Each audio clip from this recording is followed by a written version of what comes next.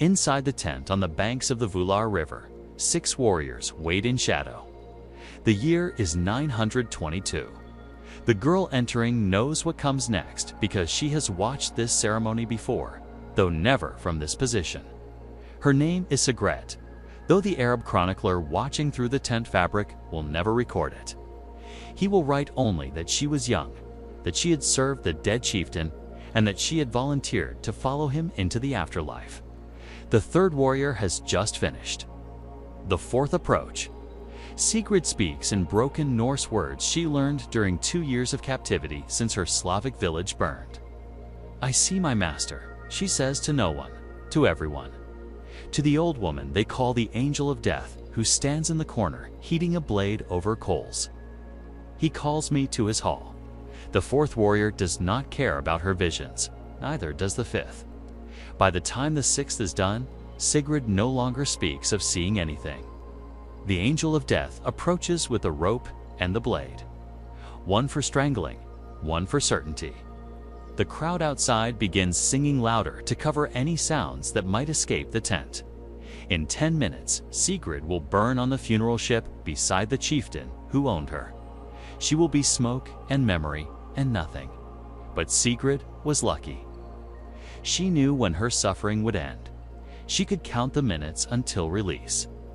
Most captured women entered a system designed to make them pray for death that would never come.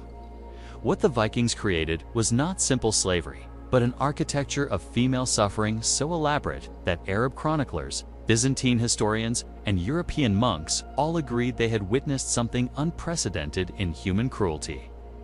This is the story they tried to forget. But before diving into the darkest parts of Norse civilizations, if you enjoy learning about the hidden truths of history, consider hitting that like button and subscribing for more content like this. And please comment below to let me know where you're listening from. Sister Aldred pressed herself deeper into the grain storage as Norse voices grew closer. June 8, 793. The holy island of Lindisfarne, off the coast of Northumbria. An hour ago, she had been copying manuscripts in the scriptorium. Now she crouched in darkness, grain dust filling her lungs, listening to sounds she had never imagined inside monastery walls. Through cracks in the wooden storage building, she watched warriors sorting the captured. Her friend Bridge was dragged by her hair toward the beach where strange ships waited. Bridget had been beautiful with auburn hair that caught sunlight during morning prayers. That beauty had become her curse. The Vikings separated women into groups with the efficiency of farmers sorting livestock. Young and beautiful in one group, older but strong in another. The elderly and the sick received quick deaths. Their bodies were left where they fell. A hand plunged into the grain beside her. Fingers found her arm. The warrior who pulled her out had blue eyes and smelled of salt and blood. He said something in his language, then shoved her toward the growing line of captives. Sister Aldred, who had devoted her life to Christ at age 14, and who had spent 12 years in peaceful contemplation, was about to discover what Vikings did to the women they captured. The ship journey redefined suffering. 40 women crowded into a space meant for 20. No food for the first 2 days. Water only when waves crashed over the side, leaving them to lick salt moisture from wood that countless previous captives had also licked. The women were organized by their potential value, and even in the darkness below deck, the warriors knew exactly which ones had been selected for which purposes. Ethel learned to recognize the different types of visits. Sometimes warriors came for violence, sometimes for other things, and sometimes just to look. To evaluate their shares of the coming division, the journey from Lindisfarne to Norway took 11 days. By the 5th day, 2 women had died. Their bodies were thrown overboard without ceremony. By the 8th day, Athred had stopped praying. God seemed very far from this wooden tomb sliding across dark water. When they reached Norway, the division began immediately. The raid leader claimed first choice, selecting 6 women, including Bridge. His warriors were chosen next by order of reputation and valor shown in battle. Teald went to a farmer named Gunnar, who needed field workers. She watched Bridget led away toward the chieftainess hall and thought her friend's fate must be better. She was wrong. 20 years later, Ethel would die in Norway. Her hands destroyed by decades of grinding grain, her back permanently bent from carrying impossible loads. She never learned what happened to Bridget initially, though she heard rumors through the elaborate networks that enslaved women developed. Bridget had lasted 3 months in the chieftain's hall before being sold to a trader heading east. From there, she vanished into the vast Viking slave networks that stretched from Iceland to Constantinople. The night Lindisfarne fell was not unique. It was the template for 3 centuries of raids that would transform Northern Europe. Every monastery, every village, and every isolated farm faced the same possibility. The ships could appear any dawn, and when they did, the women knew their lives as human beings were over.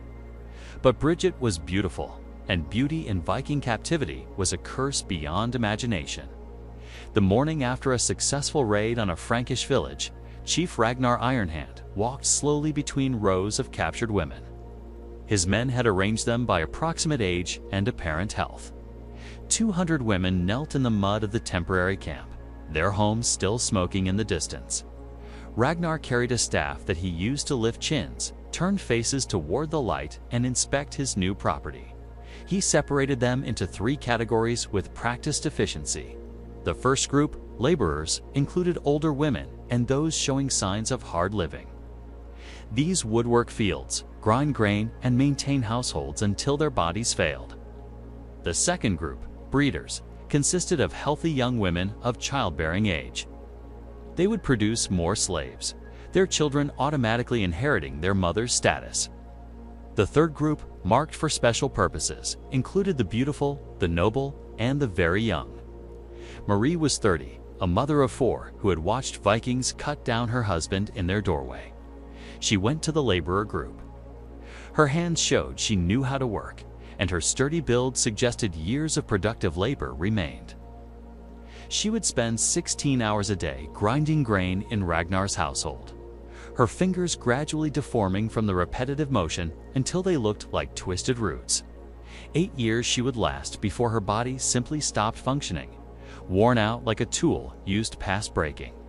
Isabel was 16, the daughter of a minor nobleman who had tried to organize resistance. She went to the breeder group. Within a month, she would understand what that categorization meant. Within a year, she would give birth to her first child, a boy who would never know his father's name. Over the next decade, she would produce 7 children, all born into slavery, all separated from her as soon as they could work. The Viking economy ran on this multiplication of human property. Marguerite possessed the kind of beauty that transcended circumstances.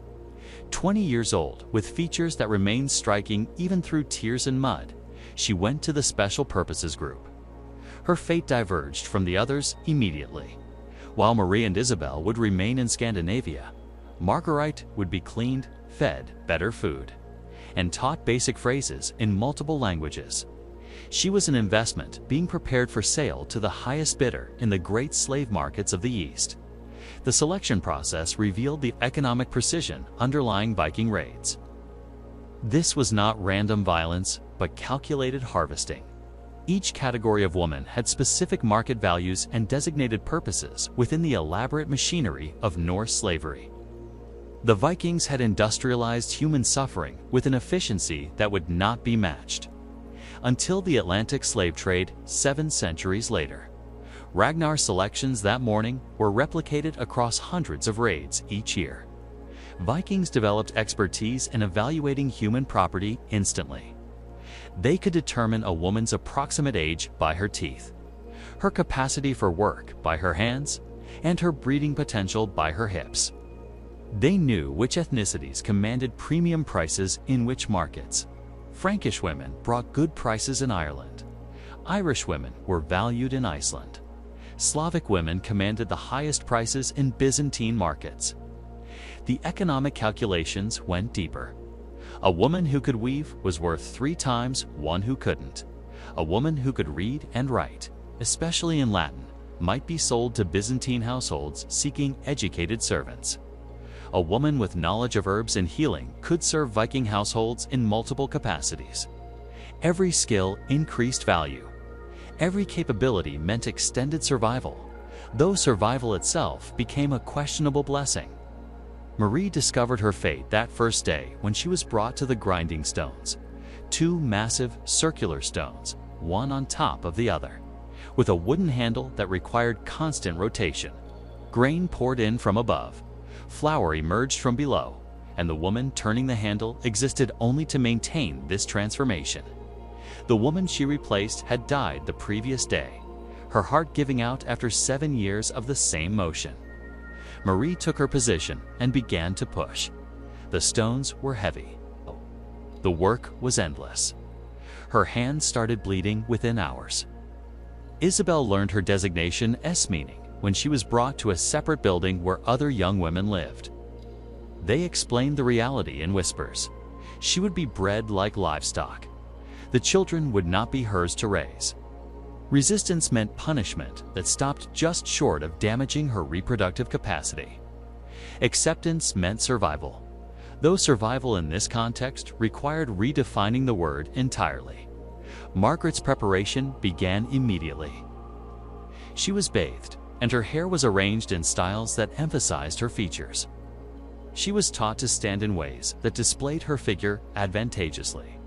She learned basic phrases in Arabic, Greek, and Slavic. Everyday traders would visit to inspect her, though an actual sale awaited arrival at a major market. She was merchandise being prepared for display, and the better she presented, the higher her price would climb. But survival was not measured in years. It was measured in how many times you could be broken before staying broken. The auction block in Dublin stood 15 feet high, ensuring visibility for the hundreds of buyers crowding the market square.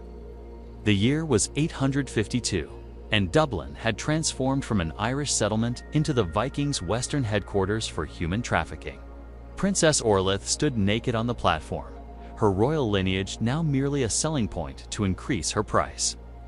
The auctioneer spoke in 4 languages, describing her qualities to Byzantine merchants. Moorish traders from Spain, Norse settlers from Iceland, and local Irish collaborators who profited from the suffering of their own people. He emphasized her nobility, her education, and her virginity, though the last was an assumption rather than a verified fact. Verification would lower the price by suggesting damage to the merchandise. Bidding started at 12 marks of silver. A Byzantine merchant raised it to 15, knowing that an Irish princess would command attention in Constantinople slave markets. An Icelandic settler countered with 18, needing women for his expanding household. The final price reached 24 marks, paid by a trader who specialized in moving high-value women along the eastern routes.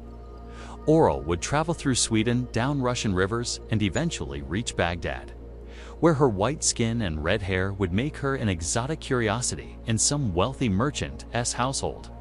But Oral's sale was just one transaction in a market that processed thousands of women monthly. Dublin's slave infrastructure rivaled Rome's ancient markets in scale and exceeded them in efficiency.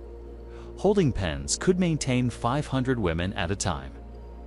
Feeding stations provided minimal sustenance to preserve value without excessive cost. Medical inspectors ensured that sick women were isolated to prevent epidemics that might destroy inventory. The Welsh girl called Branwen had been sold 16 times in 2 years. Each sale moved her farther from home through different Viking settlements where she served briefly before being resold. The constant movement was deliberate. Women who stayed in one place too long might develop connections, might organize resistance, might become human to their owners. The trade kept them in motion, perpetually displaced, forever foreign. In the holding pens, a Pictish woman gave birth on straw that hadn't been changed in weeks. The baby would be raised to slavery if it survived, though infant mortality in the pens exceeded 60%. The mother would be given 3 days to recover before returning to the auction block. Her recent pregnancy was advertised as proof of fertility. Buyers appreciated confirmation that their investments could multiply themselves. A Frankish noblewoman named Elisande attempted to buy her own freedom, offering information about hidden gold in her family's estates. The traders listened to her information, sent men to retrieve the gold, and then sold her anyway. The concept of honor in dealings with slaves was considered absurd. They were property, and property could not make deals. The price variations revealed the precise commodification of female humanity. A virgin between 14 and 18 might bring 20 marks. The same woman, no longer a virgin, dropped to 12 marks. A woman over 25 brought 8 marks if she showed no specialized skills. A woman over 35 brought 4 marks unless she possessed exceptional abilities. A pregnant woman might bring 15 marks with the understanding that she carried potential additional property. Skills created premium categories. A woman who could illuminate manuscripts might bring 30 marks from monasteries, seeking to continue their work despite lacking trained monks. A woman with medical knowledge might bring 40 marks from settlements needing healers.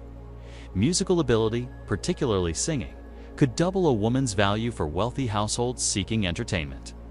3 ships arrived weekly during trading season, each carrying 30 to 60 women gathered from raids across the Christian world. The logistics required extraordinary coordination, food and water for the journey, security to prevent escapes, medical knowledge to minimize losses, and extensive networks to identify buyers. The Vikings had created the medieval world's most sophisticated human trafficking system. One shipment of 30 women from France to Iceland demonstrates the trade's brutal mathematics. 2 women jumped overboard on the 3rd day, preferring drowning to whatever awaited them. 5 died during the journey from disease, violence, or despair. The remaining 23 were distributed among Icelandic settlers who had placed orders in advance.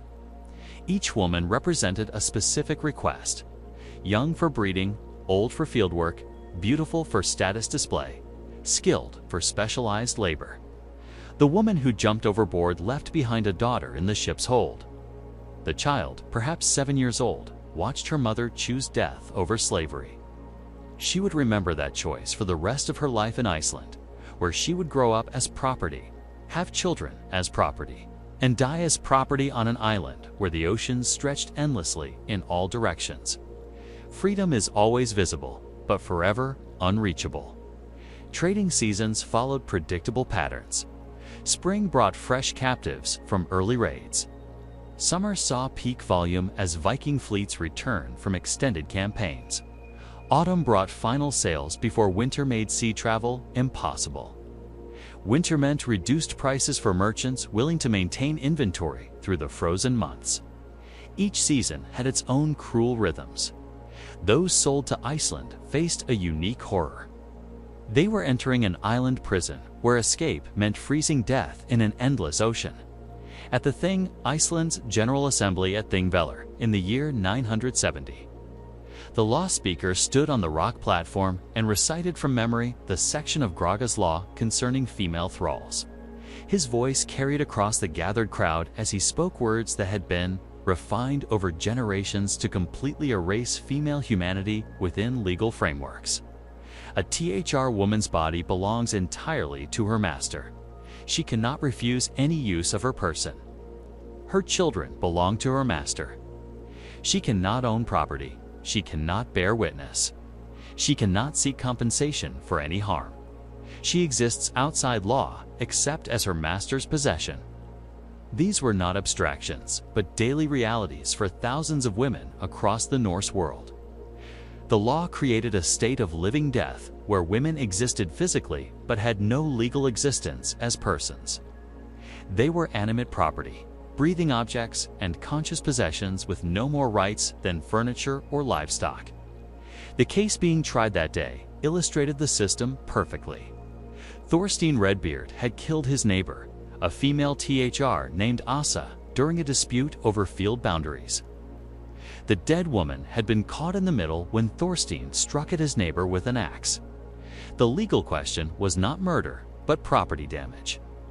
The judgment required Thorstein to pay her replacement value, 8 marks of silver for a woman of approximately 20 years who could weave. No additional punishment, no consideration of the life ended. Simply a commercial transaction to compensate for destroyed property. Asa had been captured in Ireland 5 years earlier. She had learned Norse, adapted to Iceland's harsh climate, and developed exceptional skill in weaving that made her valuable to her owner. She had even borne 2 children who now served in the same household. None of this mattered legally. Her death was recorded in the same manner as the loss of sheep in a storm. Regrettable destruction of assets requiring financial compensation. The Graga's laws went further in their dehumanization. A fascinating provision called the mourning gift tradition allowed masters to lend female thralls to guests as hospitality gestures. Refusing such use was not legally possible. The woman became a temporary gift passed between men like cups of mead. Any children resulting from such arrangements automatically became the property of the woman's owner, regardless of the father's status. Ragnhild experienced this system when her master hosted a gathering of 5 chieftains to discuss a raiding alliance. For a week, she was passed among the guests nightly. By the meeting's end, she was pregnant. 9 months later, she gave birth to a son whose father could have been any of 6 men. The child was nobody's son, everybody's property, raised as a slave with no identity beyond his mother's servitude. The laws addressed every contingency of female slavery with disturbing thoroughness. If a thrall woman was injured by someone other than her owner, compensation went to the owner, not the injured woman. If she was permanently disabled, her value decreased, and the owner could seek the difference from whoever caused the damage. The woman's suffering was irrelevant. Only the economic impact on her owner mattered. Gudrun discovered this when a visiting trader assaulted her so violently she could no longer work. Her owner demanded compensation not for Gudrun's pain, but for the loss of her labor capacity. The trader paid 3 marks, the difference between a functional thrall and a damaged one. Gudrun received nothing except continued servitude in a body that would never fully heal. The inheritance laws created generational bondage that seemed impossible to escape. Children of thrall women were automatically thralls regardless of their father's status. Even if a free man acknowledged paternity, even if he wanted to claim the child, the law was absolute. The mother's status determined everything. Freedom could not be inherited through fathers. Slavery passed through mothers like a curse in the blood. This created situations of extraordinary cruelty. Free men might develop genuine affection for thrall women, might consider their children beloved, and might want to grant freedom. The law forbade it without the owner's permission, which required purchasing both mother and children at full market value. Few could afford such expense. Many children grew up knowing their fathers, seeing them daily, but remaining property that could be sold away at any moment. The legal system also created elaborate rules about sexual access that revealed the intersection of property law and human violation. An owner could use his female thralls without restriction. He could allow family members the same privilege. He could grant permission to guests. He could rent access for fees. But if someone used a female without permission, it was not considered assault on the woman, but theft of services from the owner. The crime was economic, not moral. One provision seemed to offer mercy, but actually deepened cruelty. If a female thrall bore her master 3 children who survived to adulthood, she could theoretically earn freedom. But the conditions were nearly impossible. The children had to survive in a world where slave infant mortality exceeded 50%. They had to reach adulthood, still alive and capable of work. The mother had to survive 3 pregnancies and remain valuable enough that her freedom would not be an economic loss. Most importantly, the master had to honor an agreement he could revoke at any time. In 4 generations of detailed Icelandic records, fewer than a dozen women achieved freedom through this provision. Most died trying, their bodies worn out from repeated pregnancies while maintaining full work duties.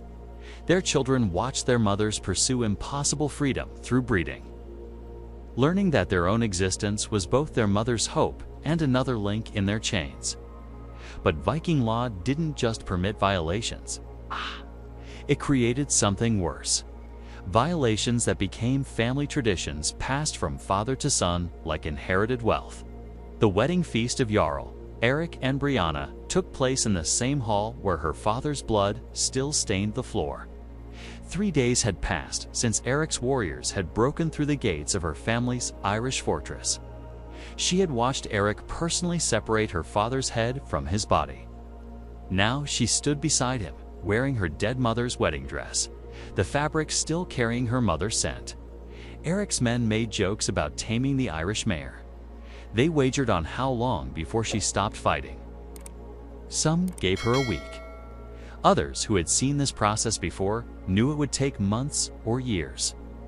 The complete breaking of a noblewoman required patience and systematic destruction of every source of identity and resistance. Brianna was 17, until 3 days ago. She had been preparing for a strategic marriage to unite 2 Irish kingdoms against Norse expansion. She could read Latin, speak 3 languages, and manage her father's household accounts. Now she stood as living proof of Viking conquest, her marriage to Eric legitimizing his claim to her family's lands. Every person in the hall understood the symbolism. The Irish nobility was being absorbed, literally consumed by Norse expansion.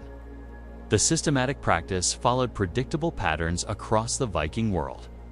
Kill the men of fighting age and enslave the servants and common women. But the daughters of nobility faced a different fate. They became wives to their conquerors, their bodies serving as bridges between destroyed kingdoms and new Viking territories. These marriages were not unions, but absorptions designed to eliminate rival bloodlines while maintaining legal claims to conquered lands. Eric had killed Brianna's father, 2 brothers, and 6 male cousins in the battle for her family's fortress. He had personally executed her uncle, who surrendered after being promised mercy. Now he would father children on her, children who would carry her family's blood but be raised as Vikings. Her Irish lineage would survive only as a whispered memory in Norse genealogies. The political logic was ruthlessly effective. By marrying noble daughters, Viking conquerors gained legitimate claims that pure conquest could never provide. Local populations might resist foreign invaders, but found it harder to resist the children of their own noble bloodlines, even when those children were raised to despise their maternal heritage. The women became biological weapons in a war of absorption that took generations to complete. 3 forced marriages from this period illustrate the pattern's horrifying consistency. In Scotland, the daughter of a defeated Mormir was married to the Viking who had strangled her father with his bare hands. She bore him 4 sons who grew up to lead raids against their mother's people. She lived 30 years as wife to her father's killer, raising children who celebrated their father's victory over their maternal grandfather. In Francia, a widow was forced to marry her husband's killer within a month of being widowed. The Viking leader needed her to maintain control over her late husband's estates. She had watched him die trying to defend their home. Now she shared a bed with his killer, while her children from her first marriage were raised as theirs in their own former home. In Saxony, a princess was wed to the Viking who had burned her city. She had seen him order the execution of 300 citizens who refused to submit. At their wedding, he wore armor still marked with soot from the burning. Their children would grow up on stories of their father's glorious victory, never learning their mother had witnessed him massacre their grandparents. These marriages created children who embodied conquest. They looked like their defeated mothers, but thought like their Viking fathers. They spoke Norse primarily, learning their mothers' languages only as useful tools for managing subjected populations. They worshipped Norse gods while their mothers secretly prayed to Christ. They represented successful cultural destruction, the erasure of one identity and its replacement with another. The psychological warfare extended beyond the women themselves. Every person who had served Brianna's family now served Eric. They watched their former lord's daughter share meals with his killer. They saw her belly grow with the conqueror's child. they understood that resistance meant watching her suffer consequences. She became a hostage to their compliance. Her treatment was dependent on their submission. Some women found ways to resist within these impossible circumstances. They taught their children Irish stories disguised as Norse tales. They preserved genealogies in songs that seemed harmless. They maintained secret correspondence with surviving family members. They slowly poisoned their husbands with substances that mimicked natural illness, but most simply endured, their spirits breaking gradually like stones worn down by water. One woman's successful revenge stands out in the historical record. Gudrun of the Hebrides married the Viking who killed her father and brothers. For 10 years, she played the role of beautiful wife, bearing 3 children, managing his household, and earning his trust. She learned his habits, his weaknesses, and his allergies.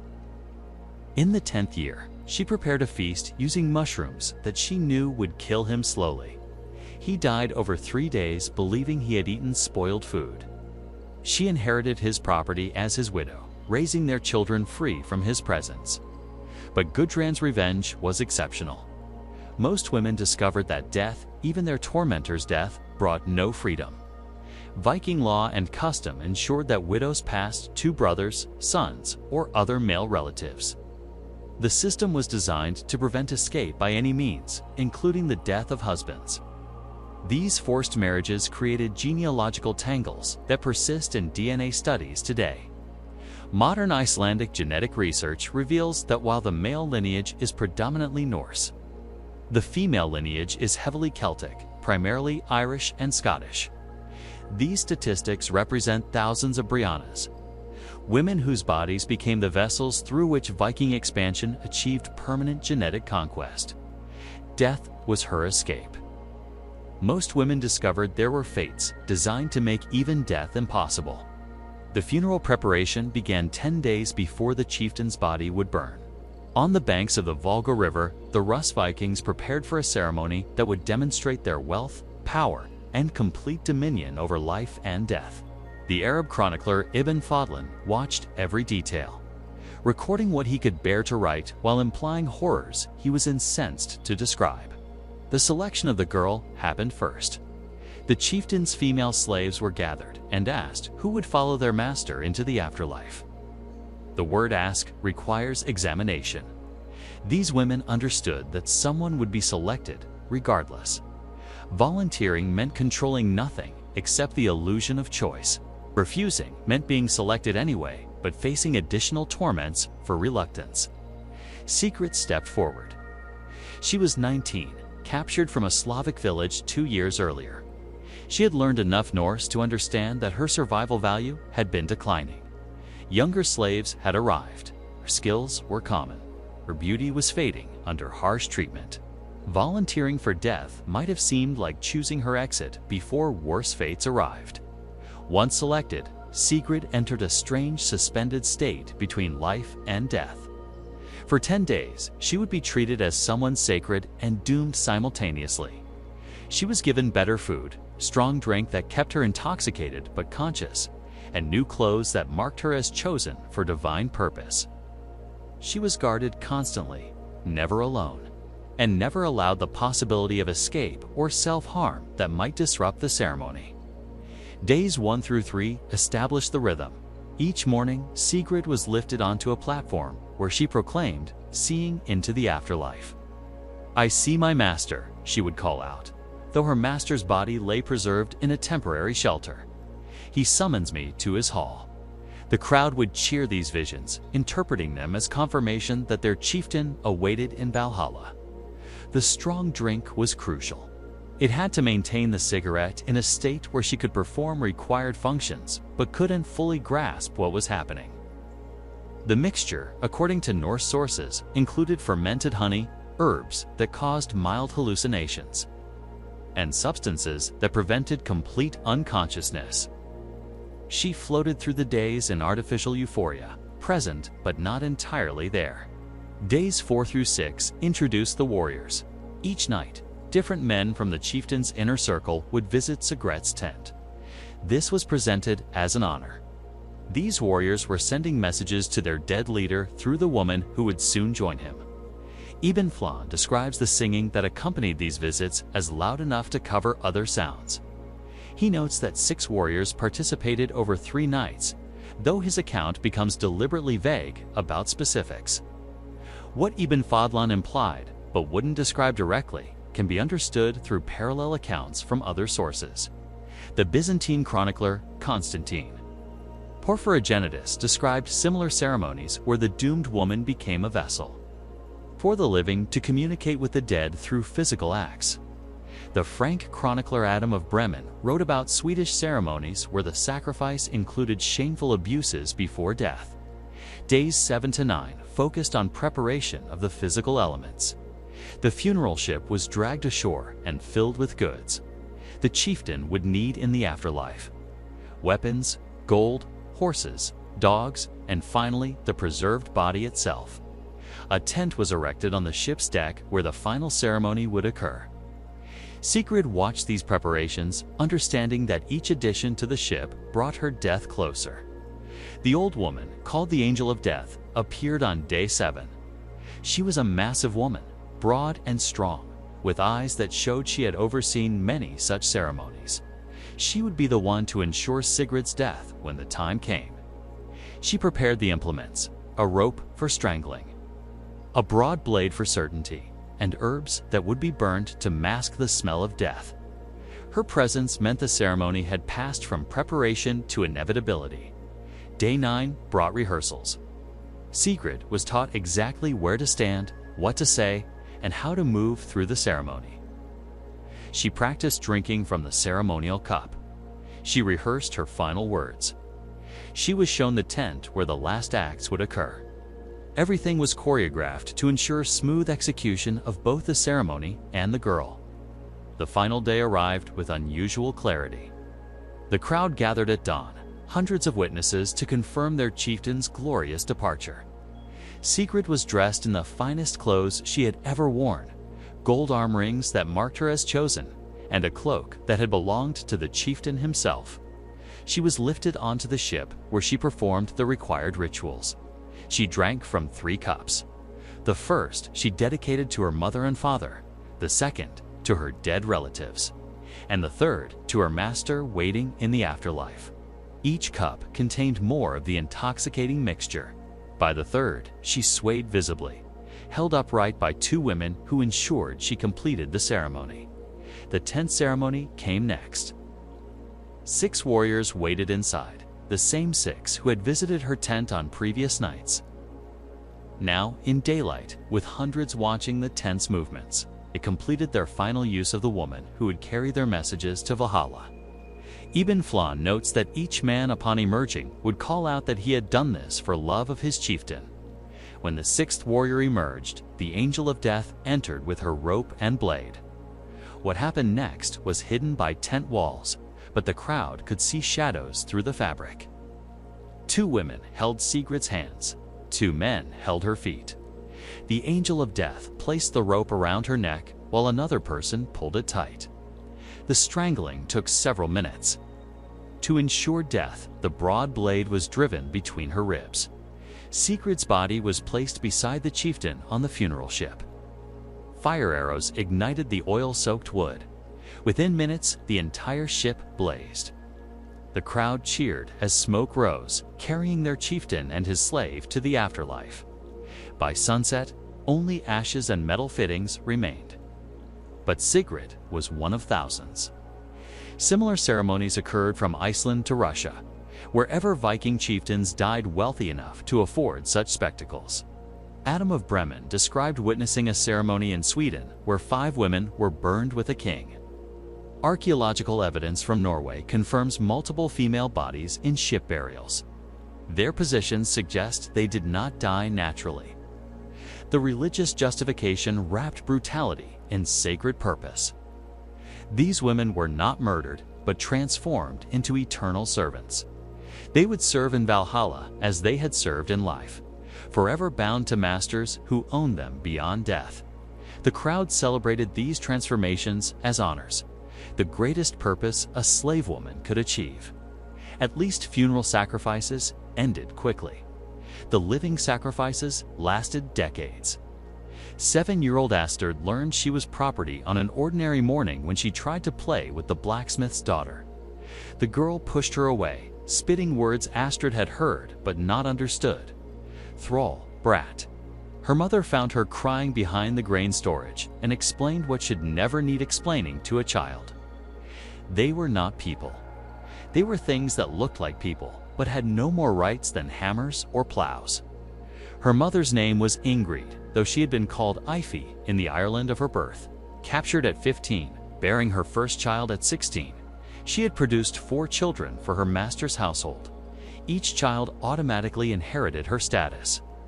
Born into slavery through the simple fact of emerging from her body, the father's identity was irrelevant.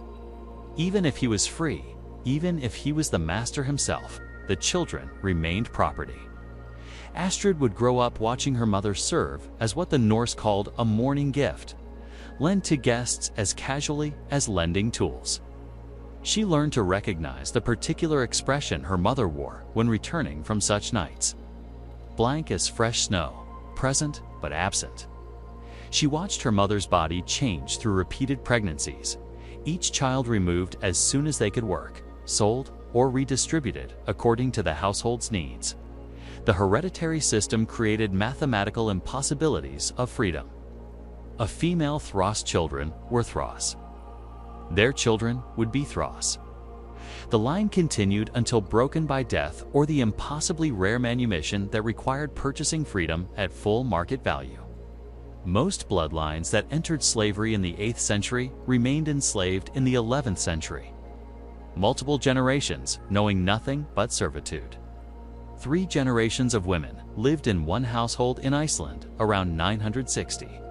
The grandmother, captured in Scotland, remembered freedom as a distant dream. The mother, born in slavery, knew freedom only as a concept. The granddaughter could not imagine freedom any more than she could imagine flying. Each generation related differently to their captivity, creating complex psychological dynamics within enslaved families. The grandmother clung to memories of Scotland, teaching her descendants words in a language they would never use in a land they would never see. She represented a living connection to freedom, reminding children that their bloodline had not always been property. Her stories of life before slavery seemed like fairy tales to grandchildren, who had never seen anyone who looked like them live free. The mother occupied a middle space, born into slavery, but raised by someone who remembered freedom. She understood conceptually what had been lost, but had no personal experience of it. Her identity formed entirely within slavery's constraints. She could not teach her children to be free because she had never learned it herself. She could only teach them to survive as slaves, passing down strategies for avoiding punishment, maintaining health despite harsh conditions, and earning small privileges through compliance. The granddaughter knew nothing else. Slavery was not a condition, but an identity. She did not think of herself as a person who happened to be enslaved, but as a slave who happened to be person-shaped. The psychological damage went deeper than submission. It was a complete internalization of property status, accepting at fundamental levels that she existed only as an extension of her owner's will. Children watched their mothers violated repeatedly, understanding this as normal, inevitable, and their own future. Daughters grew up knowing they would experience what their mothers experienced. Sons grew up knowing they could never protect their mothers or sisters or future daughters. The emotional damage compounded across generations. Each child inherits not just legal status, but accumulated trauma. One family traced through sagas endured 5 generations of enslavement.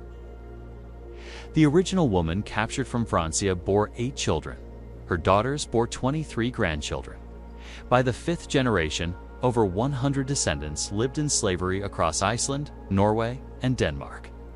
An entire genetic line reduced to property, their potential contributions to art, science, leadership, or simple human happiness erased by inherited bondage.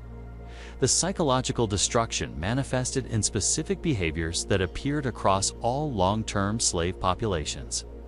extreme conflict avoidance that went beyond prudence to pathological inability to assert any preference, dissociation during violence that became permanent emotional numbness, hypervigilance that prevented deep sleep or true rest. These adaptations helped individuals survive, but damaged them in ways that passed to their children through both behavior modeling and epigenetic changes from severe trauma, as modern science suggests.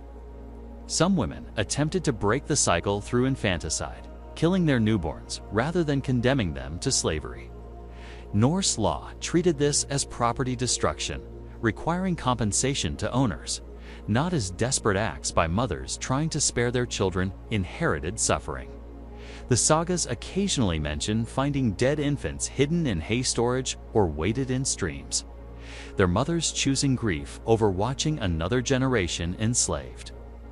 The sexual violence experienced by female thralls created complicated bloodlines. Many children never knew their fathers' identities. Others knew but could not acknowledge the free men who had fathered them. Some grew up seeing their fathers daily, perhaps even receiving occasional kindness while remaining property that could be sold or traded. The psychological impact of knowing your father while being owned, like livestock, created identity fractures that never healed. Physical markers of slavery passed through generations. Malnutrition during pregnancy created children prone to specific health problems. Repetitive stress injuries from labor became heritable susceptibilities. The stunted growth from childhood labor meant each generation started smaller, weaker, and more vulnerable. Bodies themselves became archives of accumulated suffering, each generation adding new chapters of damage. Language provided one of the few spaces for preservation of identity. Enslaved women taught their children words from homeland languages, songs from before capture, and stories that preserved fragments of free heritage. These linguistic treasures were hidden from masters, shared only in whispers, and maintained across generations as proof that they had once been more than property. Some women discovered death wasn't even an escape when Vikings found ways to make them serve beyond the grave. Dawn at Head Bay brought the sound of chains before the sun cleared the horizon. The great slave market at this Danish trading center processed human beings with the efficiency of a modern distribution center. Women arrived on ships from Ireland, England, and Francia to the west. Others came overland from Slavic territories to the east. All converged here to be sorted, priced, and redistributed across the Viking world. The market operated with bureaucratic precision. Each woman received a number painted on her shoulder that wouldn't wash off for weeks. Records were kept of origin, approximate age, observable skills, and physical condition. The Vikings had created comprehensive inventory management for human beings centuries before such systems were applied to other goods. This morning, a coiffure of 50 women had arrived from Ireland. They were connected by iron collars linked with chains, forcing them to move as a single organism. When one woman stumbled from exhaustion, the chain pulled at the necks of those before and behind her. They had learned over the journey to move in rhythm, to anticipate each other's steps, and to become a single creature with 50 heads and 100 legs. The sorting began immediately. Women were separated by ethnicity, age, and apparent health. Irish women went to one pen, Frankish to another, and Slavic to a third. The segregation was practical. Different ethnic groups commanded different prices in different markets. Slavic women brought premium prices in southern markets. Irish women were preferred in Iceland. Frankish women commanded high prices from Byzantine traders. Within ethnic divisions came age sorting. Girls under 14 in one group, women 14 to 25 in another, 25 to 35 in a third, and older women in a fourth. Each age range had specific market values and destinations. The youngest might be raised in households to be perfectly trained. The prime age women faced immediate sale for maximum value. Older women went to agricultural operations where their remaining labor could be extracted before disposal. The inspection process stripped away any remaining dignity. Buyers examined teeth to estimate age and health. They felt muscles to assess work capacity. They checked for pregnancy, disease, or injuries that might affect value. Women stood naked in lines while strangers evaluated them like livestock, discussing their bodies as merchandise. One coffle of 50 women demonstrates the trade's brutal logistics. They began their journey in Dublin, bound for Baghdad. The ship journey to Denmark took 5 days. 12 women were sold at Hedib. The remaining 38 continued overland through Slavic territories. At each major trading post, a few more were sold or traded for supplies. By the time they reached Kiev, 23 remained. The river journey south claimed 3 more to disease. 20 reached Constantinople. Only 12 of the original 50 arrived in Baghdad. Each stage of the journey brought new horrors. Different crews of guards with different appetites. Different languages mean an inability to communicate needs or understand commands. Different climates requiring adaptation while chained and underfed. The women who survived 2 final destinations had endured transformations that left them barely recognizable as the people who had begun the journey. Specialized markets developed for specific types of women. Constantinople preferred educated women who could serve as scribes or tutors. The Byzantine Empire's elaborate bureaucracy created demand for literate slaves who could manage correspondence in multiple languages. A woman who could read and write Latin, Greek, and Arabic might bring 50 marks of silver. Baghdad's markets sought young women for the harems of wealthy merchants. Beauty standards were precise and culturally specific. Pale skin, red or blonde hair, blue eyes, and features that seemed exotic in the Islamic world. These women faced particular fates, disappearing into private households where they might live decades without ever being seen by anyone except their owners and other slaves. Iceland's market demanded strong women capable of agricultural labor and textile production. The isolated island settlements needed women who could work fields, tend animals, spin thread, and weave cloth through long winters. Beauty was less valuable than endurance. A plain woman who could work 18-hour days brought higher prices than a beautiful woman who might break under harsh conditions. Sweden developed markets for women skilled in specific crafts. A woman who could work iron brought premium prices. One who understood brewing commanded high value. Those with medical knowledge were particularly prized. The Vikings recognized that certain skills multiplied value and actively sought women with specialized capabilities. The infrastructure supporting these markets was vast. Slave catchers operated like independent contractors, raiding isolated settlements to capture women and children for sale. Translators worked the markets, teaching basic Norse phrases to new captives or serving as intermediaries in negotiations. Doctors, such as they were, kept women alive through journeys, understanding that dead merchandise brought no profit. The financial instruments developed for slave trading presaged modern commerce. Credit arrangements allowed buyers to purchase women with promised future payment. Insurance systems covered losses during transport. Investment partnerships pulled resources for large purchases. The Vikings created sophisticated financial mechanisms that would later be applied to other forms of trade. Some women were sold dozens of times, passing from owner to owner like coins changing hands. Each sale meant new violence, new adaptation, and new destruction of any stability or identity they might have built. The constant movement was often deliberate, preventing women from forming connections or organizing resistance. A Welsh woman named Gwen was sold 17 times over 4 years. Each sale moved her farther from home, first to Ireland, then to Norway, then to Iceland, then to Greenland. By the time she reached the edges of the known world, she had forgotten the sound of Welsh. She could communicate in broken phrases from 6 languages, but was fluent in none. Her identity had been erased through constant displacement. But the worst fate wasn't being sold once. It was being valuable enough to be sold again and again. The escaped bear named Ursa reached Iceland's northern coast after 3 days of running. Her feet were destroyed from crossing lava fields. Her hands were torn from climbing through volcanic rock.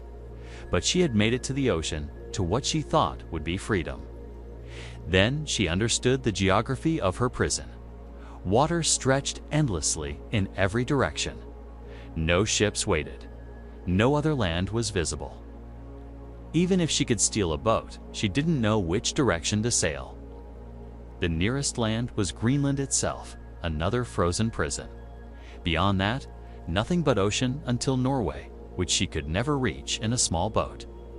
Freedom was geographically impossible. Her recapture took 2 days. Iceland's settlement pattern meant escape was always temporary. There were no forests to hide in permanently, no neighboring kingdoms to reach, no communities that would harbor fugitives. Every person on the island knew every other person or knew someone who did. A strange woman traveling alone was immediately obvious as an escaped slave. When they brought Yrsa back, her punishment was precisely calculated. Not death, which would waste her value, and not mutilation, which would prevent work. Instead, they hobbled her, cutting tendons in her heels that would heal wrong, allowing her to work but never run again. She would spend her remaining years moving in a shuffling gait that marked her as someone who had tried to escape and learned the impossibility of it. The island slavery of Iceland and Greenland created unique psychological horrors. In continental territories, slaves could at least imagine escape.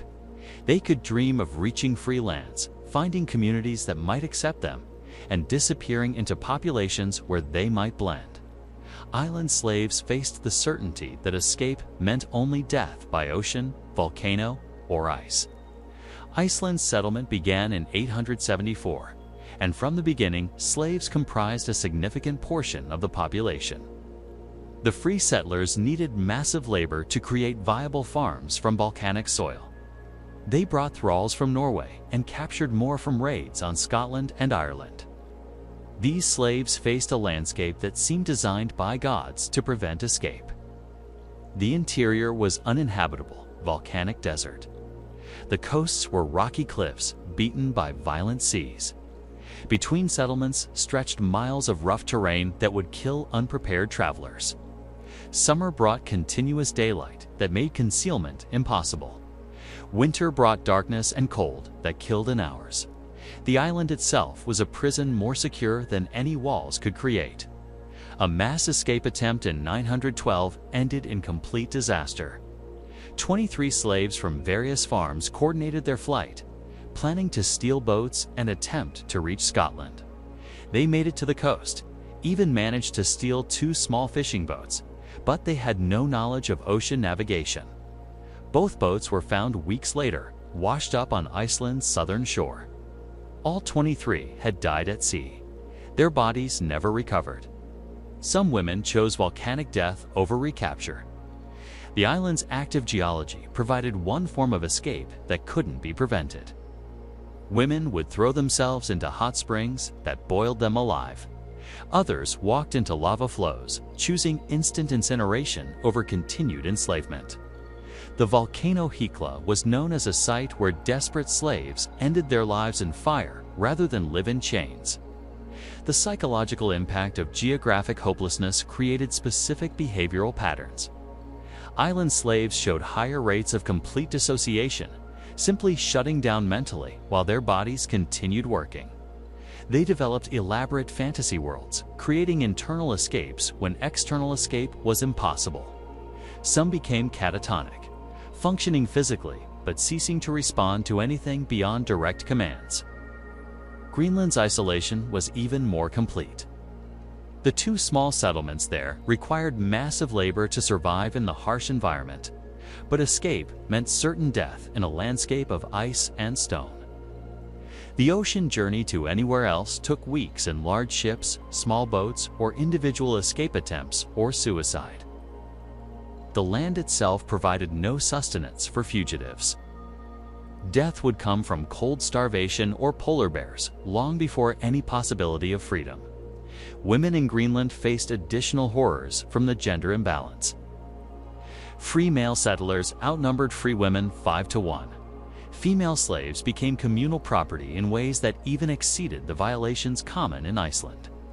They were passed between men nightly, shared like tools or food, their bodies becoming resources for entire communities rather than individual owners. The complete social dissolution in Greenland created circumstances where even minimal Norse law ceased to function. No assemblies were held regularly. No law speakers maintained legal tradition. The settlements operated on pure force, with female slaves at the absolute bottom of hierarchies maintained only through violence. Women could be killed for any reason or no reason, their deaths unrecorded and unmourned. Some women attempted long-term resistance through work slowdowns or sabotage. But the small populations meant such resistance was immediately obvious. There was no anonymity in communities of a few hundred people. Every action was seen. Every resistance was known. Punishment was instant and public, serving as education for others considering similar acts. The multi-year resistance attempt by a group of Irish women in Iceland demonstrated both courage and futility. They coordinated across 3 farms, slowly poisoning their masters with small doses of local plants that caused illness, but not immediate death. The plan was to weaken the free population enough that slaves could take control. The conspiracy lasted 2 years before discovery. All 15 women involved were burned alive in a single mass execution that served as warning to slaves across the island. Geography made escape impossible, but Viking creativity made even submission deadly. A Saxon village watched Vikings approach across morning fields. The year was 866. Every family faced the same calculation that dozens of villages had faced before them: fight and watch their women suffer spectacularly, or flee immediately and perhaps spare them the worst. They fled. Within an hour, the entire population was moving south, abandoning homes their families had inhabited for generations. They left food in storehouses, tools and workshops, everything except what they could carry. The Vikings found a ghost town, wealth without resistance, victory without battle. The terror weapon had worked perfectly. The weapon was not sword or axe, but reputation. Stories from other villages had spread faster than Viking ships could sail. Everyone knew what happened to women in defeated settlements, the public violations, the selection processes, the slavery that followed. These stories deliberately spread and probably embellished, created mass evacuations before Vikings arrived. The mathematics of terror were precisely calculated. One brutalized woman created stories that spread through kinship networks, trade connections, and religious gatherings. Those stories reached hundreds of other women who then influenced their families' decisions when Vikings appeared. A single spectacular atrocity could clear entire regions without actual combat. The great heathen army that invaded England in 865 used this psychological warfare systematically. After capturing York, they didn't immediately advance. Instead, they held the city while stories of what happened to York's women spread across Northumbria. When they finally marched, they found minimal resistance. Populations had already fled rather than risk their women facing York's fate. Ivar the Boneless, one of the army's leaders, understood the propaganda value of female captives. He would parade captured noblewomen through territories he intended to conquer, displaying them in conditions that communicated what awaited resistance. These women, still alive but obviously broken, were more effective than threats or negotiations. They were living warnings that traveled with the army. The Normandy raids demonstrated how efficiently terror through women's bodies could empty entire regions. After Vikings publicly violated the Count of Rohan's wife and daughters, neighboring territories experienced mass immigration. Families abandoned productive farms rather than risk similar fates. The economic disruption from fleeing populations exceeded what Vikings could have achieved through direct destruction. Chronicles from the period described the speed of terror transmission. A monastery attacked on Monday would generate stories reaching settlements 50 miles away by Thursday. Families would be moving by Friday. By the following Monday, Vikings would find abandoned villages ready for easy plunder. The efficiency exceeded any military campaign dependent on actual combat. The deliberate strategies included timing attacks for maximum psychological impact. Raiders would strike during harvest festivals when communities gathered, ensuring maximum witnesses to atrocities. They would target religious celebrations, violating women in churches to combine spiritual and physical horror. They would choose market days when traders would carry stories to distant communities. Forcing male relatives to watch was standard practice. Husbands watched wives violated. Fathers watched daughters taken. Brothers watched sisters selected for slavery. The psychological destruction of men through witnessing female family members suffering created broken populations incapable of resistance. These men would spread stories of their own helplessness, encouraging others to flee rather than face similar impotence. The stories spread with specific details that amplified terror. Not just that women were taken, but how they were sorted. Not just that they were enslaved, but the specific fates awaiting different categories. The precision of the horror, the organizational efficiency of the suffering made it seem inescapable. Resistance appeared futile when the enemy had industrialized brutality. Some Saxon chronicles suggest that Vikings deliberately released certain captives to spread stories. Women who had witnessed but not experienced the worst violations were freed to carry warnings to other settlements. They became unwitting propaganda tools, their testimony more credible than Viking threats because they had seen the reality. The multiplication effect meant that Vikings could conquer through reputation more than combat. For every settlement actually attacked, 3 others might evacuate based on stories. For every woman actually enslaved, dozens of others would flee potential enslavement. The terror weapon turned Viking raids from local disasters into regional evacuations. The economic benefits were substantial. Abandoned settlements could be plundered without resistance. Fleeing populations left behind everything too heavy to carry. Vikings gained wealth without risking warriors in combat. The psychological warfare made conquest profitable with minimal actual fighting. Religious communities were particularly vulnerable to terror tactics. Monasteries and convents that received refugees would hear detailed accounts of atrocities. These stories would be recorded in chronicles spreading through religious networks that reached across kingdoms. A single attack on a religious community could generate terror throughout entire Christian networks.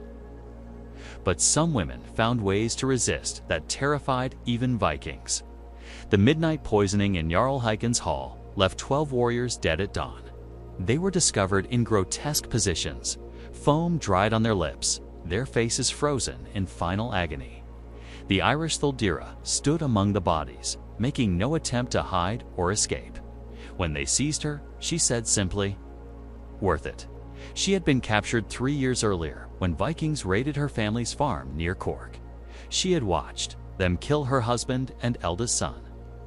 Her younger children had been taken for slavery, dispersed to different settlements. She had been brought to Hakon's hall as a brewing specialist, her knowledge of herbs and fermentation making her valuable for producing me. That same knowledge had provided her weapon. She knew which mushrooms common in Norwegian forests would cause devastating death if prepared correctly.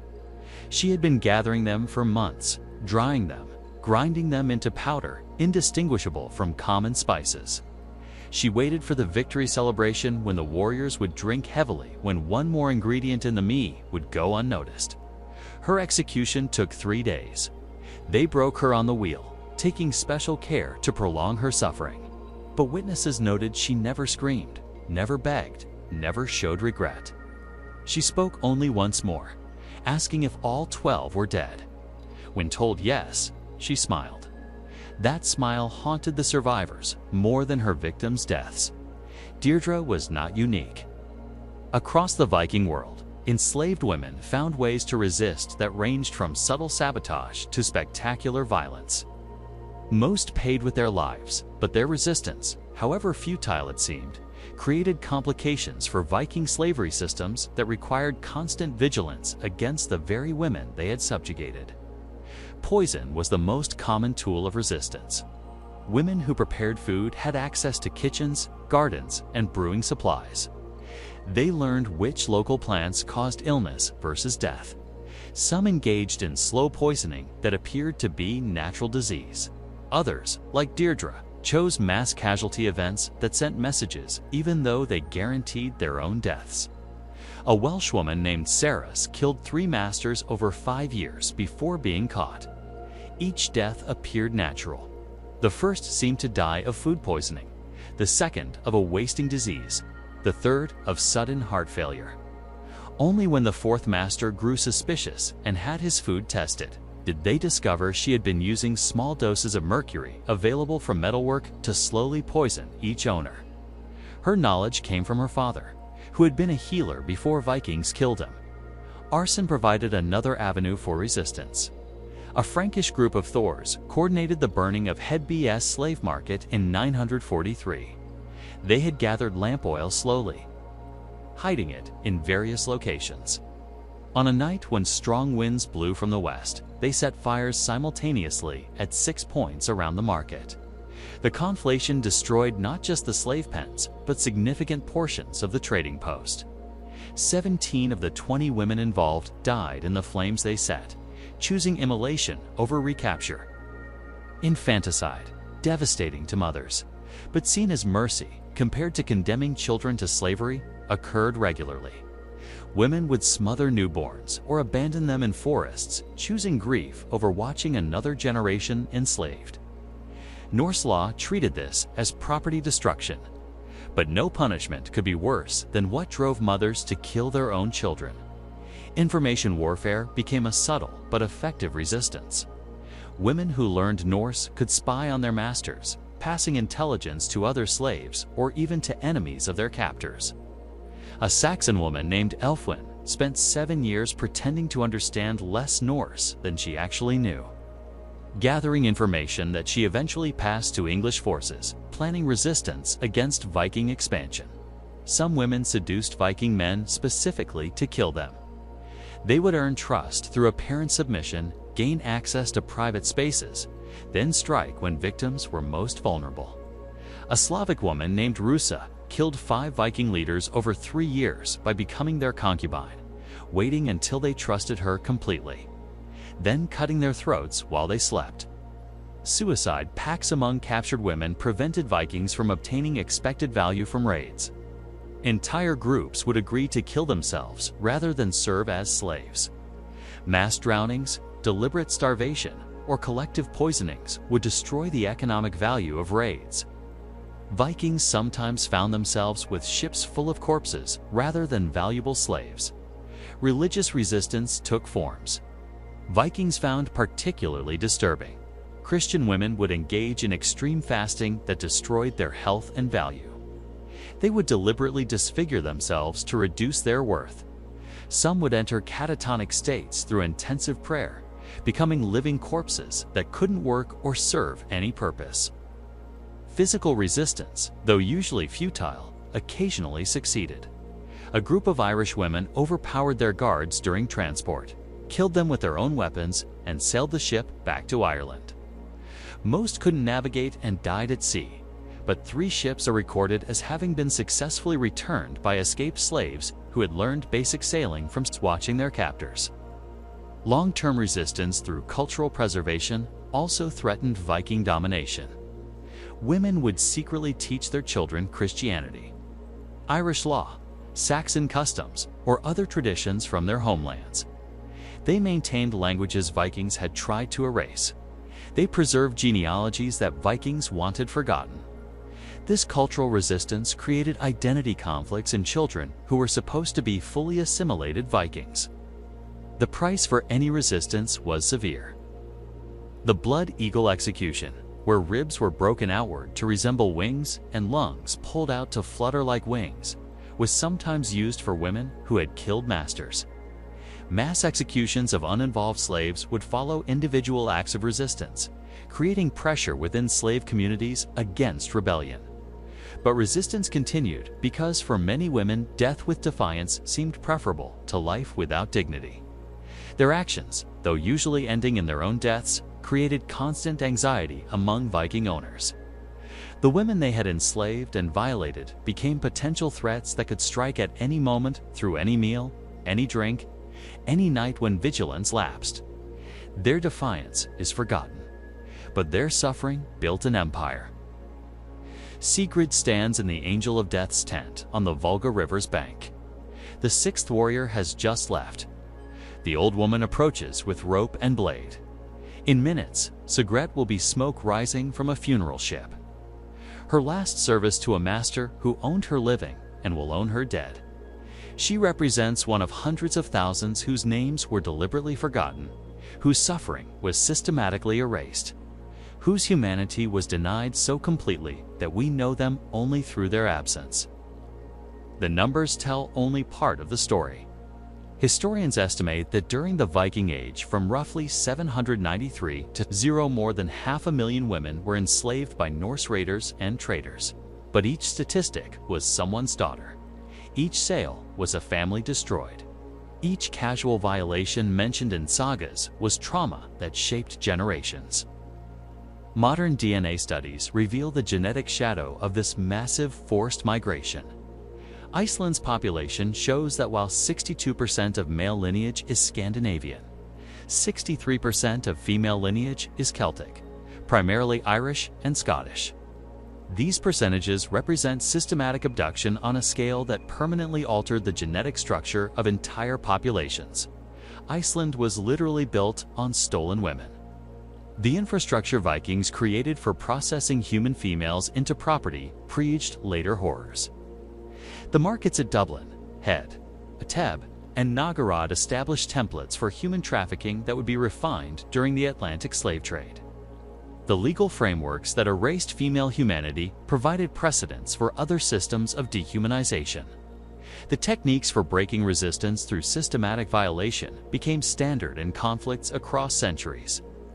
What made Viking slavery particularly horrific was not its scale, though that was vast. Not its brutality, though that was extreme. It was the complete normalization of female suffering as economic foundation. The wealth that funded Viking expansion came significantly from trafficking women. The genetic future of Norse settlements depended on forced reproduction by enslaved women. The social structures that maintained Viking society required female slaves as fundamental components. The same Vikings we celebrate as explorers were human traffickers. The same ones we admire as traders dealt primarily in human flesh. The same ones we romanticize as warriors were systematic perpetrators of violence against women. The longships we see in museums carried enslaved women in their holds. The gold artifacts we admire in exhibitions were purchased with profits from selling Irish girls in Byzantine markets. Every major Viking achievement was built on female suffering. The expeditions that reached North America were funded by slave profits. The trade networks that connected Scandinavia to Asia moved women as primary commodity. The settlements that became modern Nordic nations were populated through forced reproduction by enslaved women. The saga literature that preserves Viking history barely mentions these women except as property. They appear as background figures holding cups at feasts, working looms, existing only in relation to the men who owned them. Their voices were deliberately excluded from records. Their perspectives were considered unworthy of preservation. Their stories survive only in fragments, in archaeological evidence, in DNA studies that reveal what written records tried to hide. Modern Scandinavia has largely forgotten this history. Museums focus on Viking ships, weapons, and exploration. Tourist attractions celebrate Viking strength and adventure. Popular culture presents Vikings as noble warriors or adventurous explorers. The systematic enslavement and violation of hundreds of thousands of women has been reduced to footnotes in broader narratives of Viking achievement. Dublin stands today as a modern European capital, its Viking history celebrated in museums and tourist attractions. But from 841 to 1170, it was Europe's largest slave market. The ground beneath its medieval section contains archaeological evidence of slave shackles, holding pens, and mass graves. The city was literally built on foundations of human trafficking. The women themselves have no memorials. No monuments mark where they suffered. No museums document their experiences. No popular culture remembers their names. They exist only as absences in historical record, gaps where their voices should have been, silences that speak to systematic erasure of female experience from history. But their DNA persists in millions of living people. Their suffering echoes in generational trauma that shaped cultures.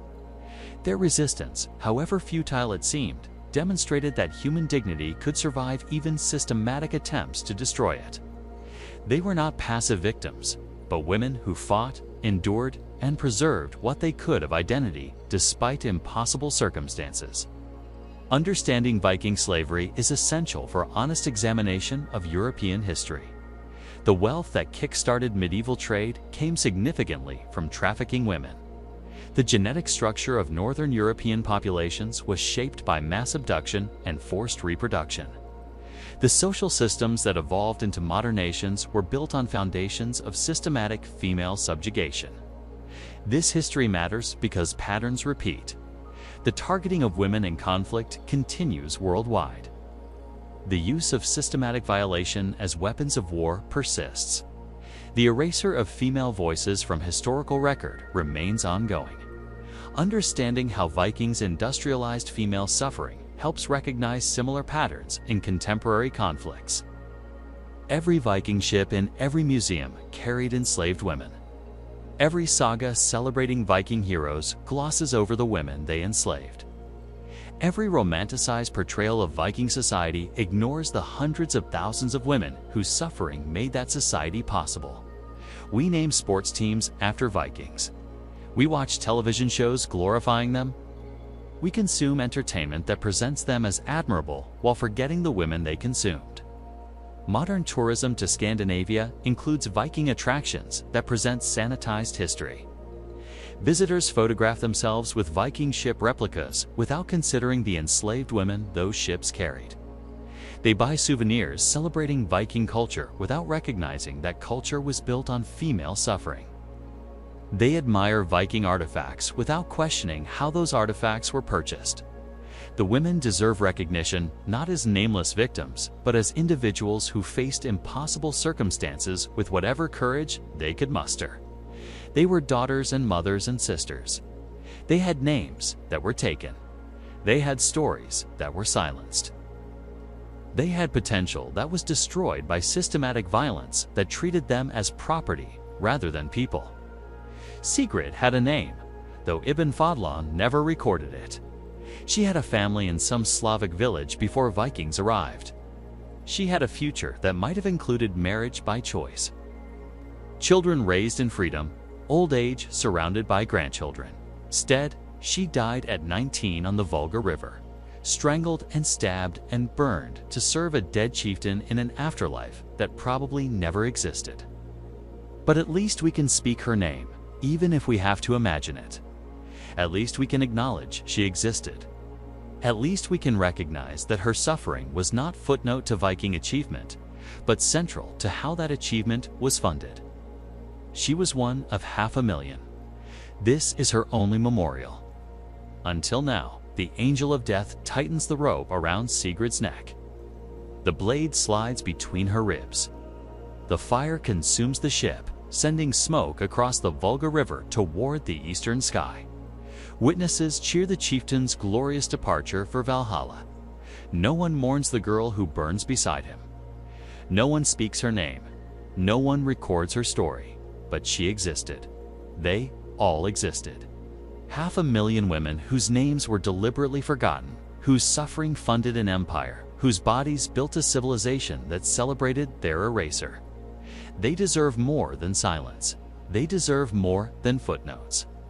They deserve recognition that Viking achievement was purchased with their blood, their violation, their enslavement, their lives. The smoke rises from the burning ship, carrying Sigrid to whatever comes after life. The crowd disperses, satisfied with the ceremony's success. Tomorrow, Vikings will raid another village, capture another group of women, continue the machinery of human trafficking that funded their civilization. History celebrates the Vikings as explorers and warriors. It forgets the women they destroyed, but DNA remembers. Genetics carries the evidence that saga literature tried to erase. Every person of Northern European descent likely carries genetic markers from both Vikings and their victims, embodying in their cells the history that written records tried to forget. The accounting is not complete. It never can be. Too many names were lost. Too many stories were silenced. Too many women disappeared into slavery and death without any record of their existence. But we can acknowledge the pattern. We can recognize the systematic nature of Viking slavery. We can understand that what happened to these women was not accident or excess, but fundamental to how Viking society functioned.